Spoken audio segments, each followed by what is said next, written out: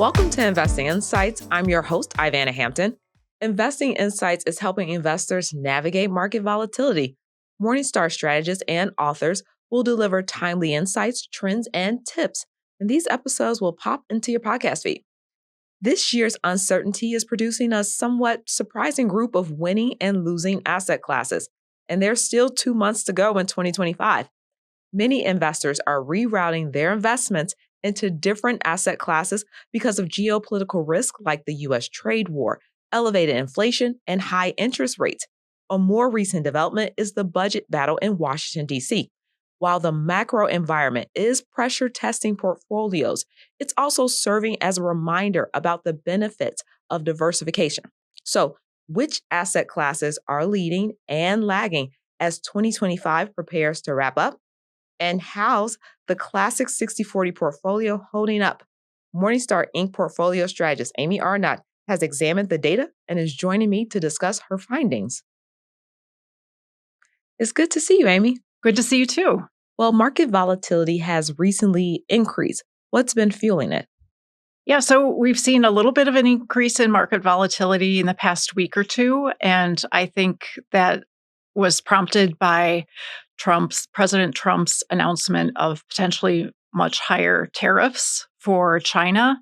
And then, as you mentioned in the intro, I think there's a little bit of a concern about all of these other factors like the budget battle, the government shutdown, concerns about economic growth and inflation.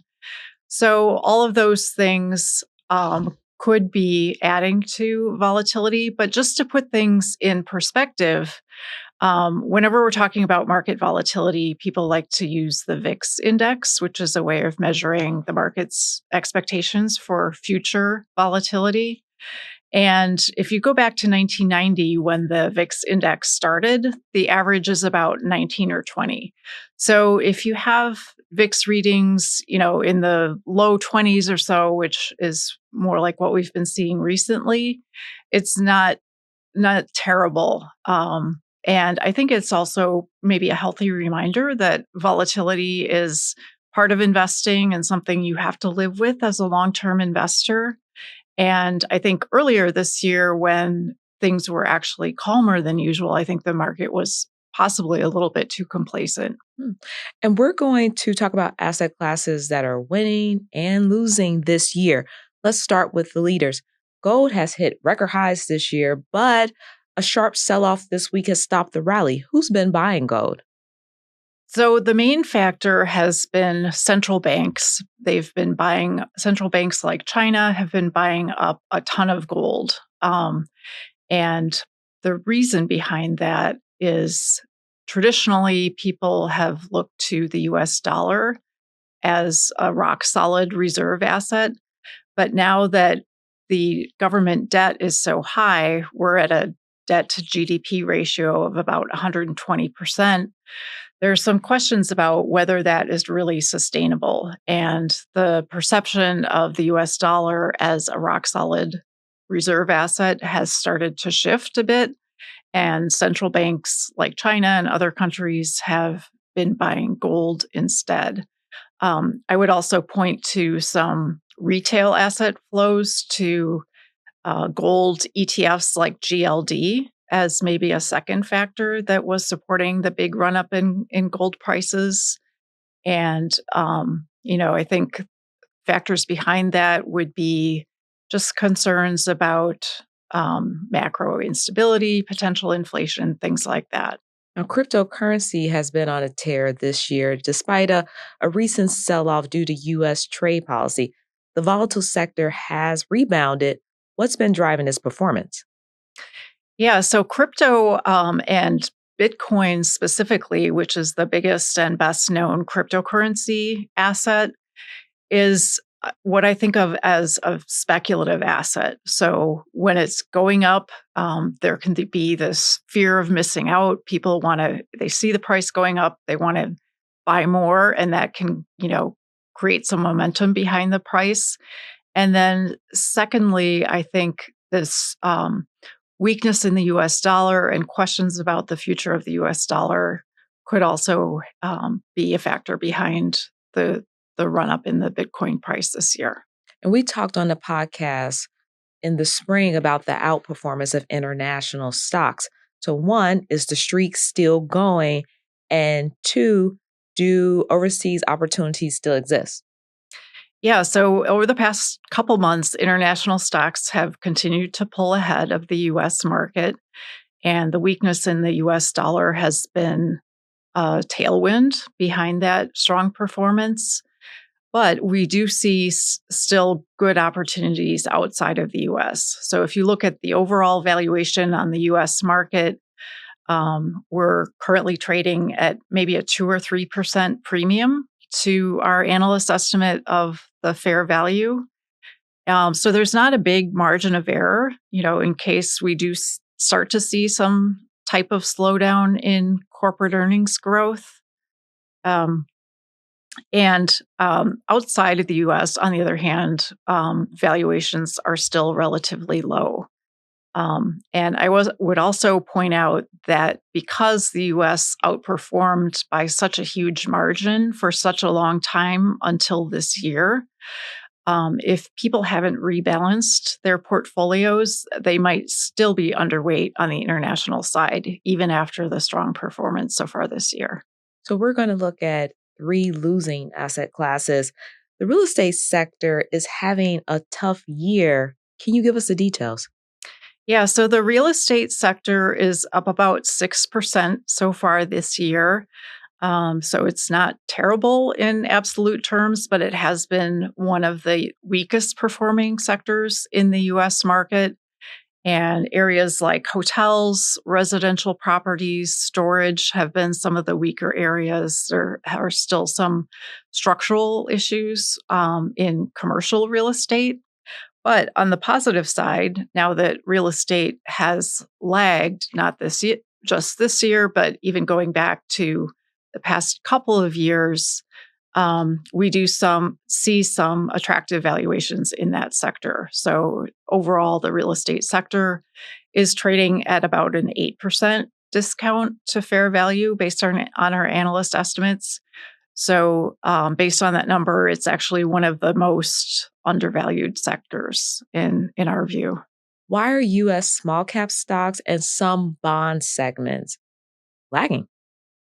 I think one of the main reasons US small cap stocks have fallen behind is there's just been so much focus on AI as a trend. And, the big AI plays like NVIDIA, Broadcom, Microsoft. So small cap stocks haven't gotten quite as much attention.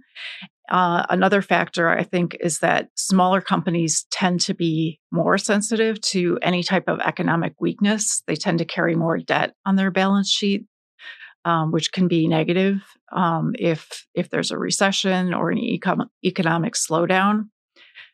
So those are the factors that I would point to for small cap underperforming a bit so far this year. And on the bond side, we've seen a little bit of weakness in high yield or junk bonds just in the past month or two.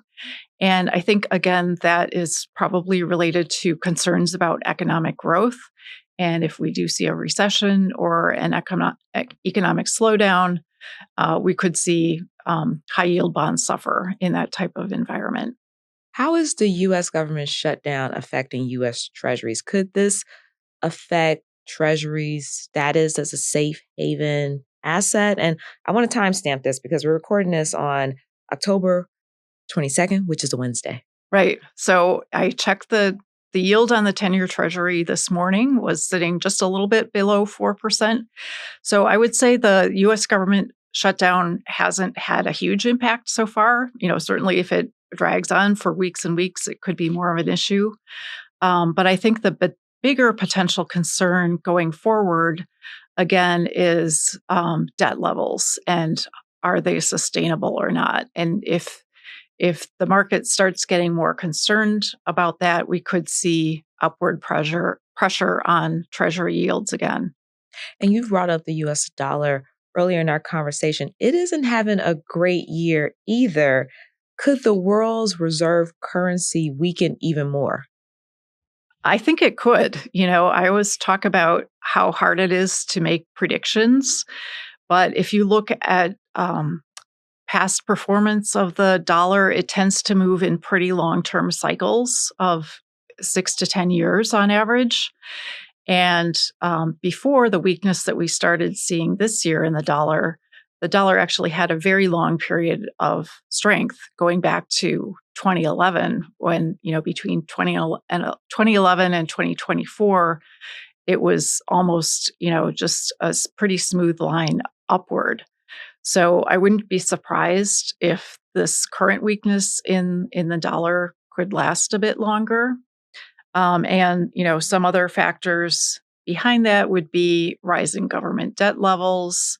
If the Federal Reserve does cut interest rates further, that could also put additional pressure on the dollar. Let's switch to portfolios because you are a portfolio go-to person. How has the 60/40 portfolio, which is made of 60% stocks, 40% bonds, performed in 2025?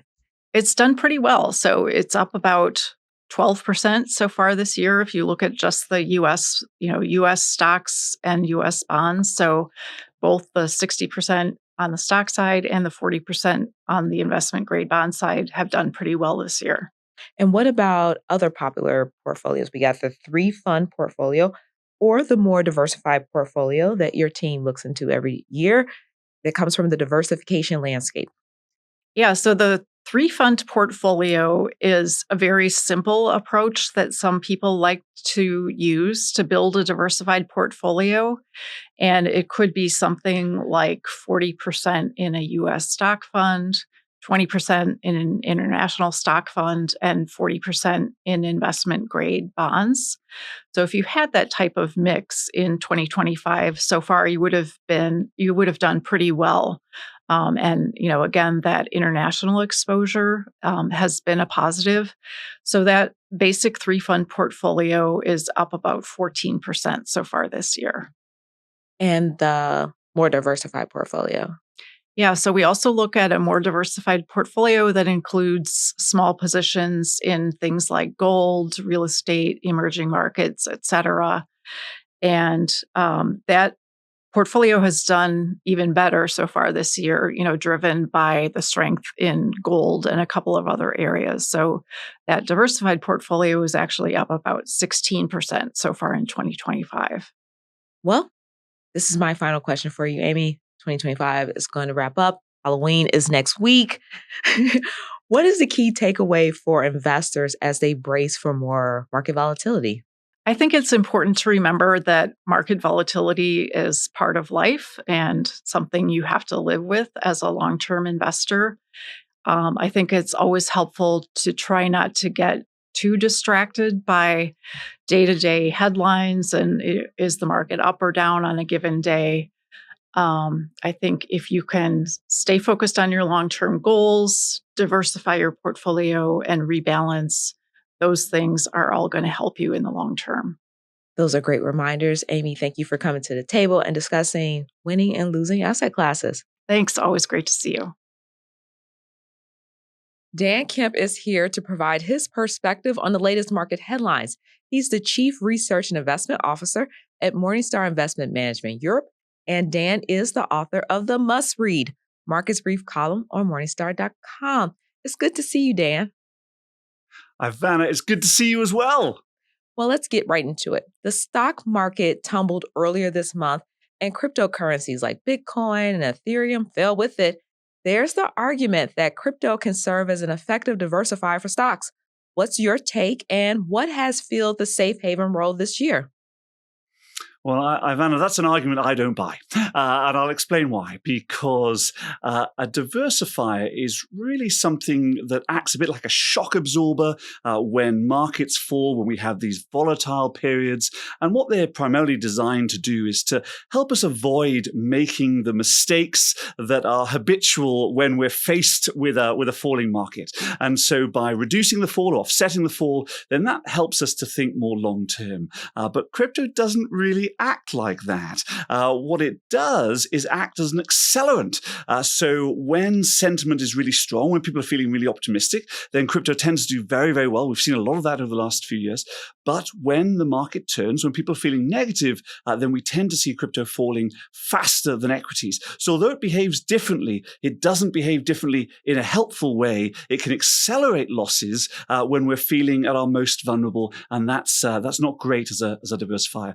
When we think about diversifiers for stocks, we tend to go to the tried and true government bonds. They tend to do better when people are feeling negative, when there are concerns about global or economic events. And so government bonds tend to be a better safe haven. They don't always work. Nothing always works. It's not that straightforward. But they tend to be the best form of diversifier across most market conditions. And in this week's Markets Brief, you wrote about weakness in the financial services sector and a so-called cockroach hunt. Can you explain what's going on and how patient investors can find opportunities?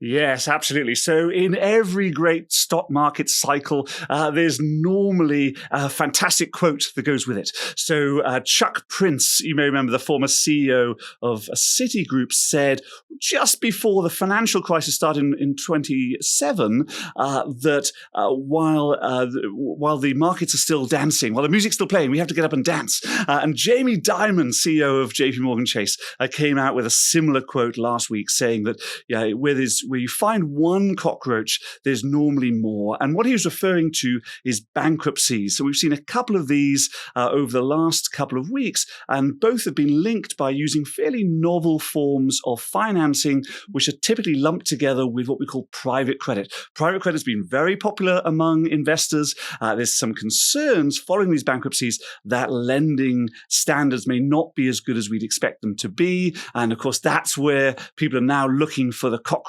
to emerge. What's the next company that's going to go through a bankruptcy or a credit problem because the lending standards haven't been as good as we expect? We don't know whether there are many more cockroaches. We don't know how big those cockroaches are, but it's a really important warning from someone who's right at the center of the global financial system. And if you're an investor looking for an opportunity, how do you find it? Well, there's always two things we're looking for as investors. One is quality, and the second is value. And so as we look at markets at the moment, a lot of things that offer good quality long-term growth are pretty highly priced. And this is where the cockroaches may be helpful. As more cockroaches emerge, if they do, then that will lead to some loss of confidence, and that may bring prices down. We're in a really interesting situation at the moment where, although the bankruptcies that we've seen were primarily related to US markets, actually it was European banks that bore the brunt last week. And so we're seeing some declines in that market. There's still some bargains around. But if we do get this onslaught of cockroaches, then that's when the opportunities will emerge. So people just need to be ready to invest when they're fearful. And that's the most difficult thing to do. It's very visual with the cockroaches. What do you plan to highlight in next week's Markets Brief? Well, we've got a really exciting week coming up in that we're going to get some economic data.